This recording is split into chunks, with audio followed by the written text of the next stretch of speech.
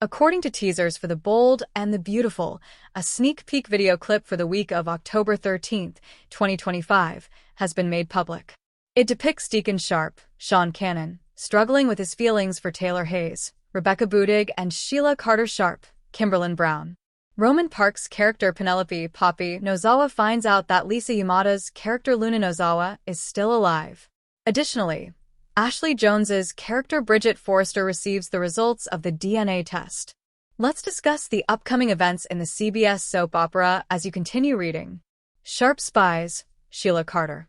First, let's talk about Sheila, who works at Taylor's office. She appears to be doing something worrying as she peers through the door's crack.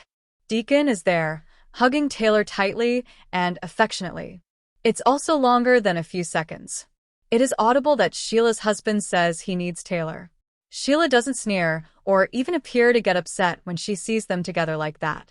Rather, she becomes determined to keep her marriage intact. Sheila has apparently changed for the better, or else her response would have been completely different. The love triangle of Deacon Sharp. At the restaurant, Sheila does have a private conversation with Deacon. The waitress pleads with him to return home because she wants her husband by her side. Deacon, nevertheless, believes he can no longer rely on his wife. He seems to be moving away from Sheila and closer to Taylor. Poppy Nozawa's finding. According to The Bold and the Beautiful spoilers for the week of October 13th, Poppy visits a hospital office. The woman inquires as to what is happening. At that point, Poppy is informed that Luna is still alive by Lee Finnegan, Naomi Matsuda, and John Finn Finnegan, Tanner Novlin. Poppy's expression is one of complete shock. The results of Luna Nozawa's paternity DNA test. Bridget Forrester, played by Ashley Jones, will read Luna's baby's paternity DNA test results over at the Spencer estate. Bridget is asked by Elector Forrester, Linnea Grace, if Luna's baby's father is Will Spencer, Crew Morrow. Although the promo footage doesn't mention anything, Bridget's expression says it all. Bridget can only stare from the test to Luna while everyone else waits in suspense. Then Bridget's mouth falls open. According to the results, Will may be Luna's biological father.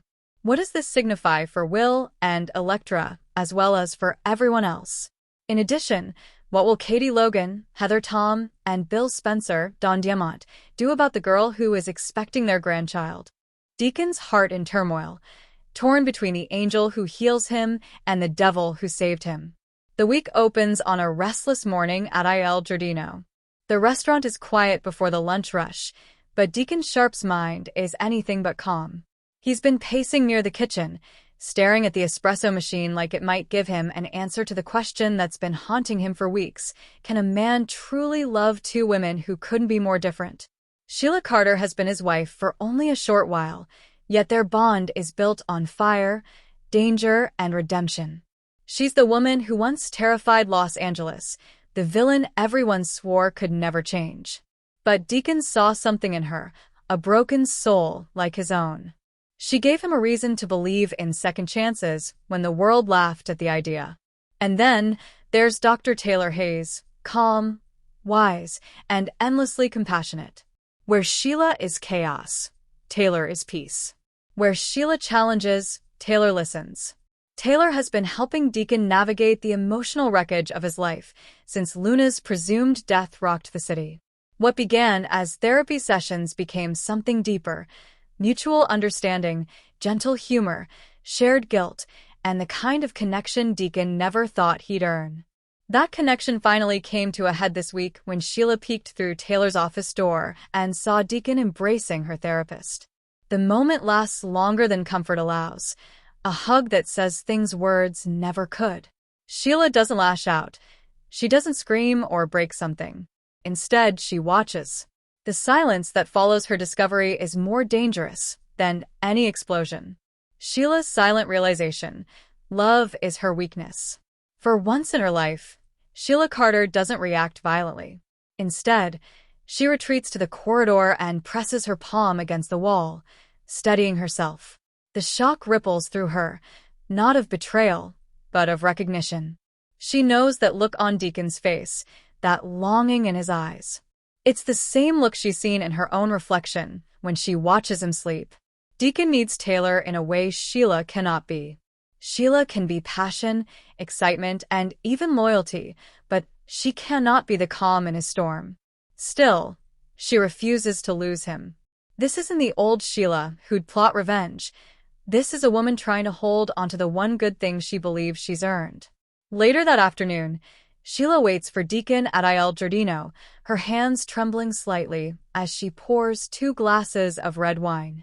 When he walks in, their eyes meet, tired, wary, and searching. She doesn't scream. Instead, she says softly, "You don't have to run from me, Deacon. Just tell me if you've already gone." The line cuts him deeply. Deacon looks away, unable to lie, but unwilling to break her heart. He mutters, "It's not like that, Sheila. Taylor's just helping me figure things out." Sheila smiles bitterly. "You mean she's helping you figure me out?"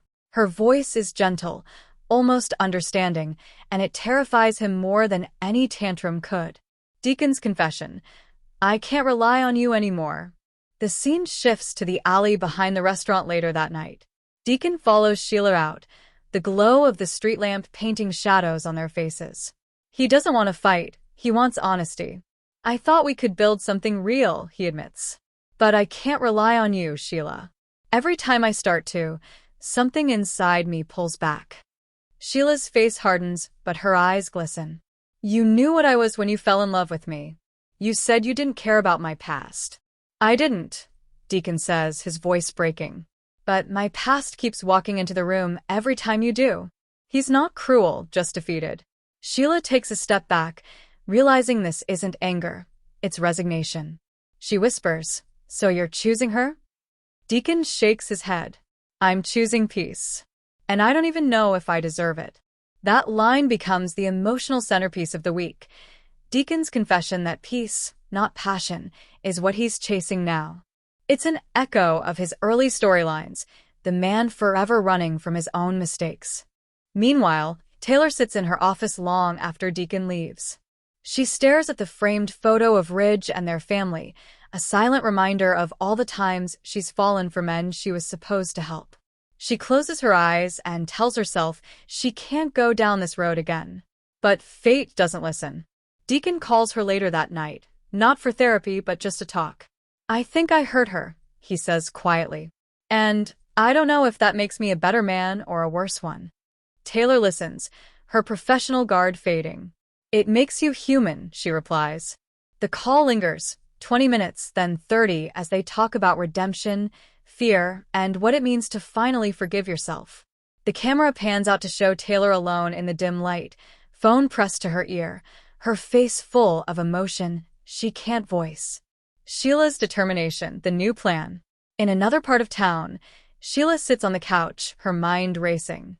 Old habits die hard, but she's trying to resist the urge to manipulate.